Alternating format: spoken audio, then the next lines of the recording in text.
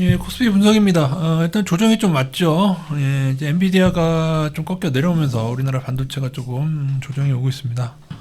조정이 이 정도 와도 당연히 이 정도 조정이 진작에 왔어야 되는 지점인 이유가 너무 쉼없이 피로도가 쌓여 있지 않습니까? 당연히 올 수 있는 조정의 폭이긴 한데, 근데 제가 싫어하는 거 하나가 작년의 고점을 살짝 넘었어요. 2023년 고점을 넘는 더 꼬라박는 행태, 그거는 제가 마음 한켠에 꽁하게 담아두면서 차트 분석을 하겠습니다. 사실은 지금은 이제 여기를 넘지 않으면 뭐 횡보하거나 아니면 조정이 올 수 있는 걸 염두에 둬야 되는데, 다행히 21선은 지켜냈습니다. 이번 주가 반등 타임입니다. 21선 맞고 여기처럼 21선 지지되면서 다시금 튀어 올라야 되는 지점인데, 튀어 오르더라도 여기를 못 넘고 다시 꼬라박게 되면은 다시 조정을 보셔야 되고요. 단기로 직선 추세 21선하고 거의 맞물려서 21선 봐도 되긴 하는데, 여기 약간 이건 깨지긴 깨졌죠. 그러면은 요렇게 떨어졌을 때 외국인 수급은 어떻게 되느냐, 요건 제가 좀 이따 보여드릴 예정이고요. 코스닥 보시겠습니다. 코스닥은 현재 아직은 추세 이탈은 안 되고 있고요. 2차 전지가 좀 삐리리 했었는데 금요일날 에코프로비엠이 크게 오르면서 다시금 반등을 이어가고 있습니다. 코스닥은 문제가 없는데, 지금 저희가 2차 전지 인버스를 커뮤니티 글 참고하시면 아시겠지만 한 10% 정도까지 최근에 좀 더 늘렸는데, 이렇게 되면 줄여야죠. 에코프로비엠이 회복돼서 줄여야 되는데, 지금 포스코 퓨처엠이 지금 공장 가동이 중단됐습니다. 그래서 그 여파가 어떻게 될지 보면서 월요일날 소량씩 좀 대응하겠습니다. 저희가 코스닥 인버스는 다 줄여놓고 이제는 2차전지 위주로만 2차전지 인버스나 위주로 접근하려고 하는데요. 2차전지 인버스가 근데 괴리율이 발생하거나 하게 되면은 다시 코스닥 인버스를 생각을 해야 되는데, 아직은 코스닥 자체는 문제는 없는 상태입니다. 차트적으로요. 코스닥 150이 이제 코스닥 인버스 기반인데, 살짝 그죠, 2차전지 때문에 살짝 이렇게 됐다가 다시 금요일 올라섰습니다. 포스코 퓨처엠은 좀 떨어질지, 아니면 포스코 퓨처엠도 그런 악재에도 불구하고 올려 붙일지 지금 좀 보도록 하겠습니다. 2차전지는 나중에 반등 후에 재하락을 하는데요. 근데 제가 예전에 말씀드렸다시피 셀트리온 같은 경우에는 두 번째 상승도 꽤 컸단 말이죠. 그래서 저희가 상승과 반등의 폭을 제한할 필요는 없는데, 근데 셀트리온만큼 그렇게 두 번의 상승을 만들기에는 조금 역부족인 면이 있죠. 왜냐하면 셀트리온 같은 경우에는 코로나 치료제 뭐 다 개발된 것처럼 막 하고, 김어준 방송에 나오고 문 대통령은 막 회사 방문해서 우리가 뭐 코로나 치료제 만들었다 막 그런 걸로 인해서 나왔던 상승이었기 때문에 그만큼은 못 가겠지만은 어쨌든 그건 유효합니다. 여러분이 개별 주식선물 투자자들은 하방을 제가 다시금 모아가라, 분할로 계속 모아가시면 됩니다. 이제 이 정도 올랐으면 이제 분할로 계속 모아가시면 되죠. 근데 크게 지르는 거는 21선 회복하면은, 에코프롬이 21선 회복하면은 2차전지 인버스도 조금 줄여야 되고 그런 상황이 되겠습니다. 현재 뭐 한 10% 정도 들어가 있는 상태이기 때문에 이거죠. 이게 KB 2차전지 인버스인데요. 뭐 제가 여기서부터 좀 모아가기 시작했는데 아직은 뭐 그냥 크게 변화는 없습니다. 어쨌든 이 지수 자체로 21선을 보고 회복하면은 조금 상승을 인버스 상승이니까 2차전지 하락을 보고 그렇게 대응할 예정이 있습니다.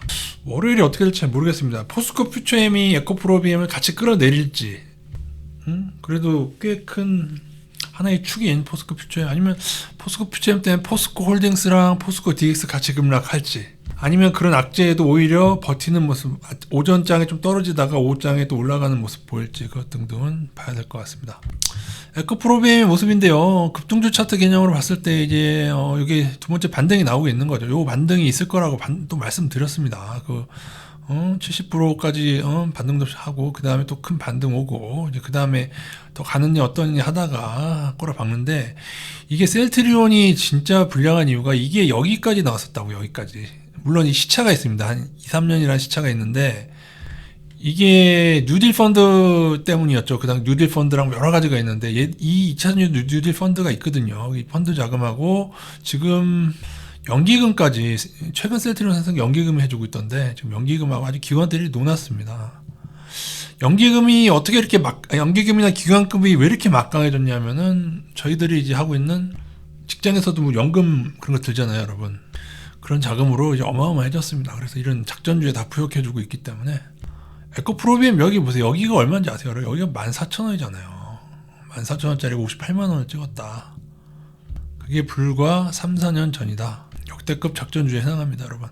자, 외국인 소급 보고 마치겠습니다. 요즘에 또 개인들이 다시금 매수로 달려들고 있고 다시 상방 베팅을 하고 있습니다. 이유는 모르겠는데 선물은 지금 거의 5조 원 가까운 상방에서 엄청나게 또 며칠간 매도했어요. 지난주에 매도해서 지금 선물 미니 선물 합쳐서 볼 때 1,700억 1조 7천억 분이 안 남았어요. 며칠간 선물을 무지하게 매도하면서 지수를 누른 겁니다. 지수를 누르기 위함인지 아니면 하방을 상방 베팅을 처분하는 건지 그것까지는 제가 모르겠는데 그래도 아직 주식의 큰 매도는 여러분이 보셔도 없다. 주식의 큰 매도는 기관에서 하고 있습니다. 그래서 보시면은 아직은 외국인이 크게 주식에 있어서 코스피에 있어서 주식 자체는 문제가 없는데 보시다시피 이제 선물이 매도량이 너무 크거든요. 최근에 이렇게 선물만 매도한 게 아니고 미니 선물까지 같이 던졌습니다. 미니 선물 보이시죠? 미니 선물도 엄청나게 던졌어요. 그래서 상방이 4조 원대 상방이었는데 지금 1조 7천억 상방. 아직도 상방은 상방이죠. 그러니까 이게 애매한 겁니다. 아직 지금 하방 전환됐으면은 더 비관을 할 텐데 엄청나게 선물을 매도해서 상방을 처분한 정도지 아직 하방의 큰 베팅은 아니다 정도로 보시면 되겠습니다. 그래서 이제 반등이 나올 때가 되긴 했습니다. 제가 볼 때 21선에 닿아있고 여기서 더 떨어진다? 그럼 조심해야 됩니다. 투자 비중 자체를 줄여나갈 예정에 있습니다. 코스닥도 좀 볼까요? 코스닥은 코스닥 그러니까 주식은 크게 문제가 없죠. 코스피든 코스닥이든 주식 자체는 그러니까 이게 두 가지를 생각하셔야 됩니다. 베팅을 상방 베팅을 처분해서 이제 상승을 접는 거냐 외국인이 아니면은 이런 식으로 선물을 통해서 지수를 누르면서 이후에 주식을 더 싼 가격에 매수할 거냐 그걸 잘 보셔야 됩니다. 외국인의 주식 매수가 예를 들어 크게 더 일어난다고 하면은 큰 문제가 없는 것이고 주식마저 이제 어느 지점에 대해서 매도하게 되면은 좀 문제가 생기는 거겠죠. 지난 일주일 외국인 매수 상위를 보게 되면은 이렇게 했습니다. 에코프로비엠도 매수 들어오면서 이렇게 되는데 근데 이게 CFD죠. 이건 CFD입니다. 이런 고평가들은 지우시고 일주일 동안 동향을 보시고 중요한 건 이제 개인들이 어디에 베팅하냐 이제 고퍼스나 레버리지가 어떻게 되냐 보시면 되겠는데 개미들이 지난 일주일 동안 보이시면은 고퍼스 처분한 거 보이시죠? 그리고 레버리지를 베팅을 시작했습니다. 이게 이제 한 달로 보게 돼도 개인들 지난 한 달로 보게 돼도 삼성전자를 어마어마하게 매도를 했습니다. 그죠? 그래도 한 달로 보면은 아직은 고퍼스가 우위긴 하네요. 이제 고퍼스 막 치다가 또 고퍼스를 처분하기 시작하니까 지수가 떨어지고 그렇게 단기적으로 어떻게 이렇게 되는지 모르겠는데 그리고 3개월 볼까요? 개미들 3개월 동안 6개월도 한번 보겠습니다. 개인들입니다. 개인들이 그러니까 길게 봐서 개인들의 금액이 많아진 애들 보세요. 그리고 이 6개월 동안 개인들이 매수한 가격대랑 지금 가격대를 보세요. 거의 다 6개월 1년 개미들이 쌓아가면요. 그게 별로 좋지가 않습니다. 여러분 보시다시피. 만약에 월요일날 LG에너지솔루션 이거 반등도 잘 못하고 있죠 요즘에. 그리고 포스코 퓨처엠이 월요일 얘마저 가버리면 얘는 또 반등도 지난주에 시원찮았거든요. 다른 종목들에 비해서 나오긴 했습니다만은. 그리고 외국인 같은 경우는 6개월간 이렇게 에코프로는 지우시고요. 이건 CFD 자금일 겁니다. 그러니까 CFD 자금이 너무 커. 검은 머리 외국인 자금이 너무 크다고요. 너무 커요. CFD인지 뭐 아니면 외국계 증권사를 쓰는지 모르겠는데 이런 거 다 지우시고 얘도 지워야죠. 다 고평가 애들은 다 지우세요. 하이브는 지금 어떻게 됐나? 이거 제가 예전에 이렇게 지웠던 거 기억나시죠? 하이브가 얼마나 많이 떨어졌습니까? 이런 식으로 고평가 애들은 떨어진다. 이 정도 보여드리면서 근데 조금 여러분이 보셔도 좀 외국인의 동향도 그렇고 약간 한 달과 일주일이나 뭐 이렇게 약간 장기랑 단기가 약간 꼬여버렸죠. 예를 들어서 개인들이 한 달 전부터 계속해서 뭐 고버스에 계속 베팅하고 있다. 그것도 아니고 지난 일주일로 보면은 또 다시 고버스 매도하고 레버리지 하려는 모습이 보이고 좀 다 꼬이는 방식이 되고 있고 외국인들의 선물도 이제 방향이 전환되고 있는 상황에서 이렇게 애매할 때는요 무조건 차트대로 가는 겁니다. 코스닥도 여기 깨지지 않고 요거 유지되면은 추가 상승 보시고요. 코스피도 요거 21선 지켜내면은 요거 추가 상승 보십시오. 주식선물 가격이 계속 개별 주식선물 가격이 삼성전자 하이닉스 계속 높으면서 올라왔는데 아직도 약간 일부 종목은 높습니다. 그래서 반등 타임이지 않을까 싶은데 예측은 상관없고 이번에 21선 깨지게 되면 투자 비중 자체를 추가로 줄이도록 하겠습니다. 나스닥이 14,350 정도를 지켜낼 것이냐에 따라서, 그리고 엔비디아가 반등할 거냐에 따라서 우리나라 AI 반도체 테마가 여기서 끝나느냐 오르느냐에 따라 결정될 것 같습니다. 설명들은 좀 답답하네요, 그죠? 어떤 확연한 좀 뭔가가 좀 나오면 좋은데, 그래서 인버스도 어정쩡하게 들고 있습니다. 보시면은 지금 인버스가 나스닥이 이거 다 곧버스로 바꿨습니다. 제가 이렇게 해서 이렇게 됐구나. 유로스탁스 인버스는요 지금 곧버스로 5% 들어가 있는데 여기 회복 못하면은 계속 들고 갈 겁니다. 나스닥은 제가 한 저 정도 곧버스로 12.5%면은 거의 20% 가까운 거거든요. 1배로 환산하면은 그 정도 들고 가도 되죠. 원래 15%에서 조금 더 늘린 정도고, 요거는 2.5% 다시 줄일 겁니다. 이제 지난주에 늘려놨던 건데 회복해서. 근데 좀 월요일날 보긴 봐야 되고, 만약에 포스코 퓨처엠이 같이 끌어내리면은 얘를 더 늘리게 될 수도 있고요. 요거 자체는 이제 70% 꽤 많이 들어가 있는데, 요것도 이제 코스피가 21선 깨지게 되면은 요거 자체를 60% 이렇게 하면서 바꿔가겠습니다. 복잡한데 원래는 나스닥 위주로만 가고 싶었는데 얘네들도 조금 그동안 또 많이 올라가지고 같이 좀 들고 가기로 했습니다. 다 버블 섹터죠. 러셀도 버블이 좀 많고요. 유로스탁스까지는 좀 그런데 유로스탁스는 또 얘도 ELS 또 나중에 또 얽힐 것 같은데, 얘도 ELS 발행이 좀 홍콩처럼. 그리고 홍콩은 이제 만기가 오거든요. 걔네 만기해서 올해에 한 상반기 정도가 지나고 나면은 홍콩은 나중에 좀 반등이 올 수도 있습니다. 근데 그 만기들 다 잡아먹고 일단은 너기는 다 됐거든요. 홍콩 ELS가요. 그렇게 돼서 보도록 하겠습니다.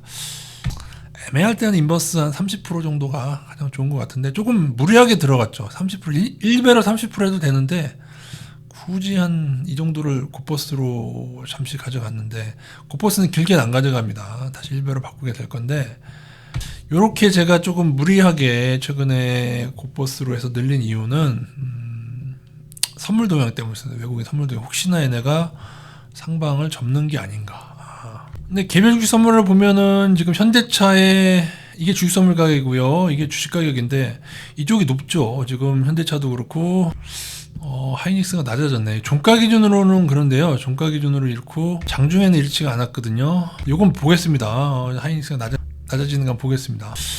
현대차가 좀 높아졌고 기아도 다시금 이거는 같아진 거죠. 셀트리온도 높더니 낮아졌고, 이 하이닉스 금요일 장중까지 보면은 이렇게까지 봐야 되나 싶은데 마감만 보면 안 되고요. 보면 이 빨간 게 연결 선물이거든요. 선물 가격이 좀 높게 형성이 돼 있습니다. 아직까지는. 그러니까 누군가는 좀 위에 베팅한다는 거예요. 그러니까 얘네가 월간지 아닌지 제가 지금 계속 아직은 잘 모르겠는데, 지난번 상승 때 있지 않습니까?